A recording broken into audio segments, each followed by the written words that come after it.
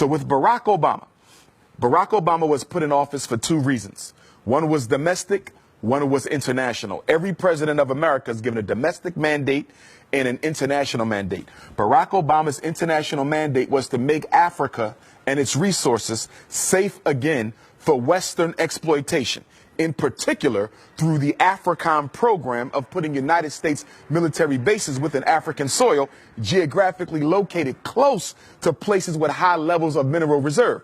So what's going on in Ghana right now? An agreement between the Ghanaian government and the United States to put a military base in Ghana. This is all strategic to make sure that if Africa ever decides to rise up and push back against European imperialism, aka white supremacy, they will not be in a military position to be able to do that. So Obama succeeded. And the reason he succeeded in Africa is because Africa, just like Black America, just like Black Europe, thought the presidency of Barack Obama was a blessing because we don't understand white supremacy and we don't understand politics. It doesn't matter whose face is on the cover. It doesn't matter whose face is out front. The only thing that matters is the color of the hand that makes the decisions. Barack Obama was a flunky. He was a functionary. He was a stool pigeon, and he was a puppet. And yes, he was a coon. Barack Obama did absolutely nothing to benefit Africa. He did absolutely nothing to benefit African people. Now, domestically, Barack Obama's job was to distract Black people in America long enough for the government to take everything that our ancestors fought for, roll it up into one big ball: civil rights, voting rights, affirmative action, equality, you name it, and roll it on over to the feminist movement, roll it on over to the LGBT movement, and roll it on over to the multicultural movement. So today in America, whenever you hear civil rights discussed, Black people are not in the conversation. It's gays, it's feminism, or it's multiculturalism. They use Barack Obama to take everything Black people fought for and give it to people who have never fought for Black people. What do you know about the situation of Black people in France? I'm somewhat familiar because I tend to study the international situation. Not thoroughly familiar, but I will say this. In all my travels, wherever I go, there's four things constant. I don't care if I'm in France, London. I don't care if I'm in South Africa, Nigeria. I don't care if I'm in Holland, Austria, Jamaica, Turks and Caicos, Canada, LA, Houston. On the planet, there's four constants for African people.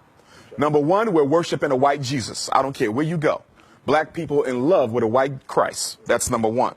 Number two, you have mass incarceration of Black males at a rate 4 or 5 times their percentage of the population in that particular state.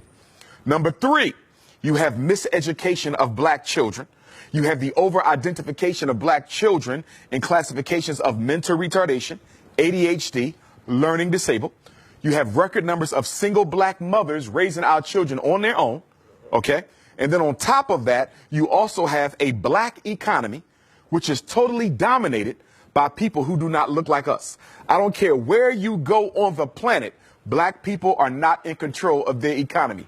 Your rice, your bread, your milk, your sneakers, your hats, your clothing, your transportation, your electronics, everything you buy is being sold to you by somebody who don't look like you, but more importantly, don't care about you. What would be the solutions? Because, you know, this is a statement, but now what could be the solutions? Solutions are simple. And the solution hasn't changed since Marcus Garvey articulated it over 100 years ago. And the solution is independence in all areas of human endeavor. The solution for African people is no different than the solution for Chinese people. The solution for African people is no different than the solution for the French people. It's the same. It's no secret. It's not hidden under a rock. We have to do what everyone else has done, and as build ourselves up independently, economically, educationally, spiritually, socially, politically. We must become a power base, which we are not, as we are today, with all of our doctors, with all of our college-educated folks, with all of our Black capitalistic business owners who are only looking to get rich themselves but do nothing to raise the general economic condition of Black people. We are still a race of dependence. If you live in France, you're dependent on the French government for this and for that. You're dependent on white business to provide your basic needs. America, it's the same thing. Africa, it's the same thing. Wherever we are dependent on the white power structure where we live. There's 4 institutions that you must have in order to be considered an independent community.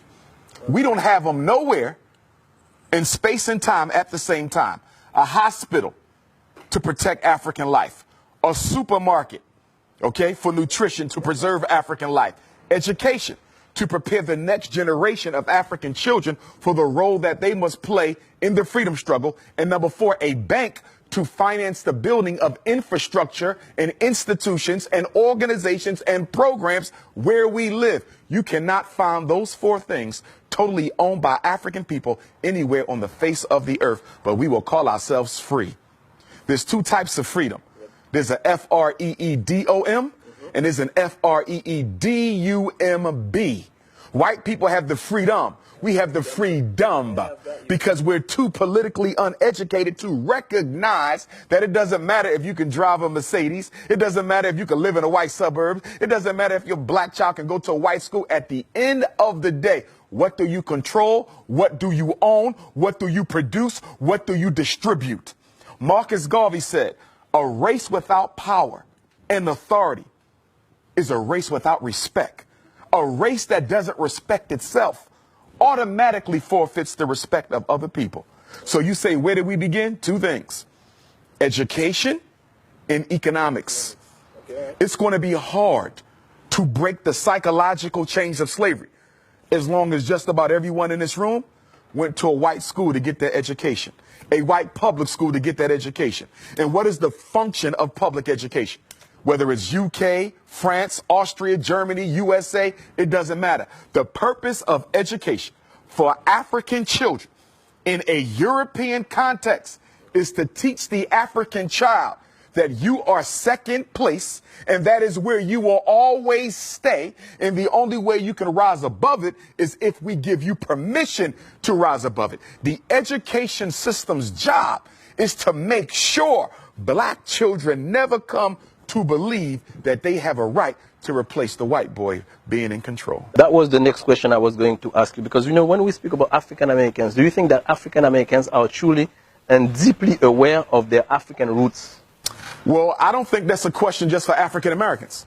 I think that's a question for Africans anywhere. Yeah, of course, but I'm speaking about this because you are from the United States, so of course. Right, but I want to Pan-Africanize the question, though. Okay, all right. Because whether you're dealing with France, whether you're dealing with UK, whether you're dealing with Black America, okay? So globally, yeah. Globally, it's no different. Canada, it's no different. So do you think that Afro-descendants are really aware of their African roots? I think that we are aware of the roots, but we are in denial of the roots, okay? This is why black women spend billions of dollars on perm, weave, blonde hair, green eyes, blue eyes. This is why educated black men, I don't care if they live in Paris, I don't care if they're in Austria, Holland, UK, Canada, US, or South Africa. Educated black men marry outside of their race more than the men of any other race put together because you hate yourself. And the reason